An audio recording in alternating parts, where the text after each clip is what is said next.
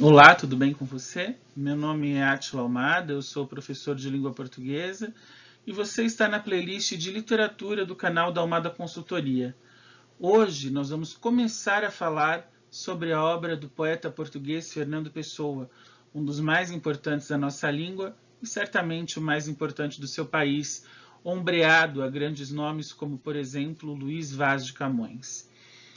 Fernando Pessoa, vale lembrar, está como literatura obrigatória da FUVEST a partir do vestibular 2022, com o livro Mensagem, o único que ele publicou em vida assinado com ortônimo, assinado como ele mesmo. Fernando Pessoa desenvolveu vários heterônimos, a gente vai falar um pouquinho deles, e eu costumo brincar nas minhas aulas que Fernando Pessoa, na verdade, estava muito mais para Fernando Pessoas. Tamanha a sua capacidade criativa, tamanha a sua capacidade de se dividir e ao mesmo tempo se multiplicar numa profunda e rica obra. Vou falar um pouquinho dele, do poeta, do homem, do português Fernando Pessoa, alguém que levou uma vida tão breve quanto discreta. Viveu apenas 47 anos, faleceu devido a problemas hepáticos que já trazia há algum tempo. Nasceu em 1888, morreu em 1935, na mesma cidade de Lisboa.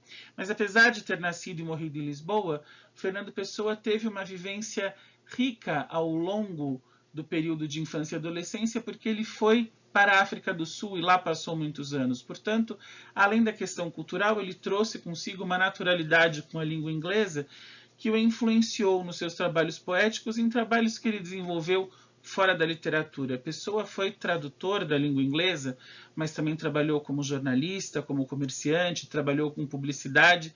Ele desenvolveu várias atividades, nenhuma, obviamente, tão importante para a nossa história, ainda bem, como a sua grande literatura. Fernando Pessoa foi um dos fundadores do modernismo em Portugal, com a publicação da revista Orfeu, no ano de 1915. Esta revista, Orfeu, é considerado o marco inicial do modernismo lá, como a Semana de 22 é considerado o marco inicial do modernismo aqui no Brasil. Ao lado de Fernando Pessoa, na revista Orfeu, estava o poeta Mário de Sá Carneiro, um outro português, que teve uma obra poética densa, mas muito mais curta. Mário de Sá Carneiro suicidou-se ainda muito jovem. E ao lado dos dois, como colaborador no número 1 da revista Orfeu, o brasileiro Ronald de Carvalho, que ao lado de Mário de Andrade, Oswald de Andrade, foi um dos mentores da Semana de Arte Moderna de 22, que aconteceu no Teatro Municipal aqui de São Paulo. A poesia de Fernando Pessoa, seja o ortônimo, sejam os heterônimos, traz de maneira muito interessante a sensibilidade da razão. Embora os dois sentimentos pareçam opostos e soem inicialmente paradoxal, é explicável de forma simples com a seguinte ideia. A razão por si só, ela é muitas vezes áspera, rude, direta.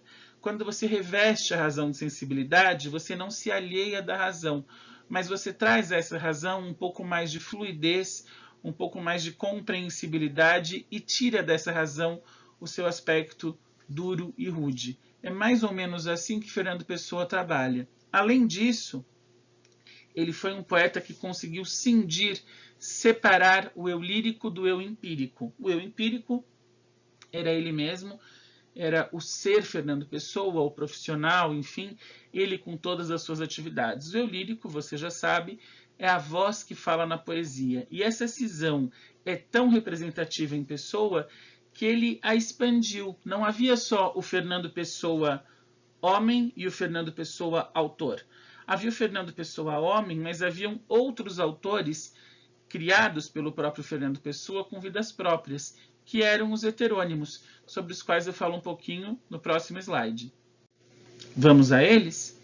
Os heterônimos foram vários. Há heterônimos que nem são considerados heterônimos, são semi-heterônimos, tinham características muito próximas da poesia do ortônimo do próprio Pessoa.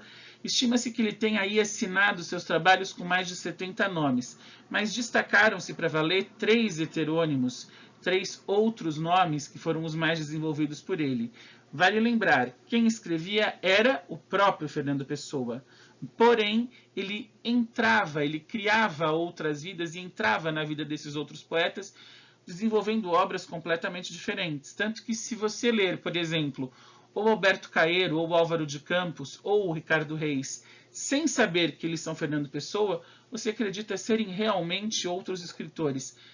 Tamanha diferença entre as obras. Mas mais do que esses escritores que escreviam de maneiras diferentes, Pessoa ainda criou correspondência entre eles, como se eles se conhecessem, como se fossem amigos. Um pouquinho de cada heterônimo para vocês. Alberto Caeiro, o primeiro deles, era um aldeão, ele vivia no campo, tinha uma vida simples, uma formação escolar básica, e ele tinha ali a poesia das sensações, a sensação de ver, de ouvir, a sensação tátil. Então era uma poesia sinestésica, fruto da observação da sua vida no campo, fruto da sua observação da aldeia, do rio, da natureza, enfim. Ele era considerado o mestre de todos os poetas, inclusive do próprio Fernando Pessoa. Depois nós temos Álvaro de Campos. Álvaro de Campos, um engenheiro naval, alguém já com uma formação muito mais erudita, que inicialmente valorizava a tecnologia, a velocidade, valorizava o que era moderno, mas se desiludiu muito, perdeu o emprego, viu aquele moderno solapando as pessoas, viu aquele moderno banalizando muito do mundo, então, ao fim, deixa-se tomar pelo pessimismo, se torna uma pessoa com uma visão dura, um pouco até cética do mundo. E depois nós temos Ricardo Reis, o terceiro, um médico, um erudito, apreciador da cultura clássica, da cultura greco-latina, um monarquista que inclusive se exila no Brasil quando Portugal se torna uma república.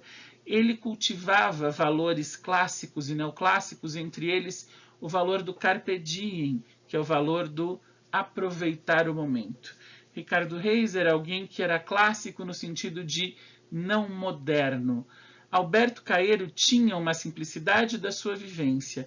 Ricardo Reis buscava a simplicidade das coisas, embora fosse um erudito. Então, o clássico de Ricardo Reis era o clássico não moderno, o simples de Alberto Caeiro era o simples pela vivência, e Álvaro de Campos trazia no seu bojo a poesia pessimista e, de certa maneira, desiludida com os acontecimentos, apesar de inicialmente bastante favorável à modernidade.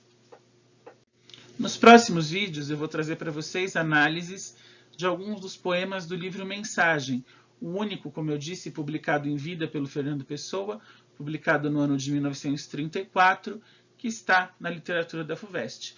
Então, se você quiser acompanhar este e outros vídeos e outras playlists aqui do nosso canal, por favor, considere inscrever-se, ative as notificações clicando no sininho e, sempre que quiser, comente, sugira pautas, peça temas, sejam de literatura, sejam de redação, sejam de gramática, e acompanhe as nossas outras redes sociais, como, por exemplo, o Instagram.